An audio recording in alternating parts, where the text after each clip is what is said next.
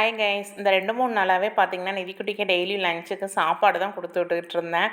பாவம் பையன். அவனே வந்து முந்தின நாள் நைட்டே கேட்க ஆரம்பிச்சிட்டான். அம்மா நாளைக்கு எனக்கு டிஃபனுக்கு என்னன்னு. "என்ன சாமி வேணும்?" அப்படின்னா, "எனக்கு தோசை வேணும்." அப்படின்னா, ஐயோ பாவம் பையன் தோசைக்கு இது பண்ணுதே அப்படின்னு சொல்லிட்டு தான் நான் அன்னைக்கு தான் மாவு அரைச்சேன். அதனால் மாவு அரைச்சேன். அன்னைக்கு தோசை நல்லா இருக்காது தங்கம், இன்னைக்கு வந்து இட்லி ஊற்றி தரட்டுமாங்கட்டே ஓகே அப்படின்ட்டான்.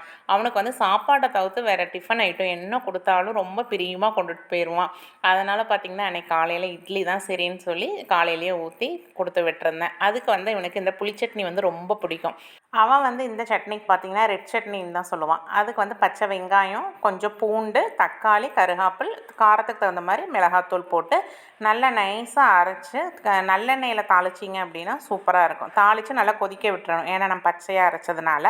அதுதான் பார்த்திங்கன்னா அன்றைக்கி எங்கள் வீட்டில் காலையில் பிரேக்ஃபாஸ்ட்டும் இதுதான், அவனுக்கு லஞ்சுக்கும் இதுதான் கொடுத்து விட்ருந்தேன். சந்தோஷமாக கொண்டு போயிட்டான். நாளைக்கு ஒரு ஷார்ட்ஸில் பார்க்கலாங்களா?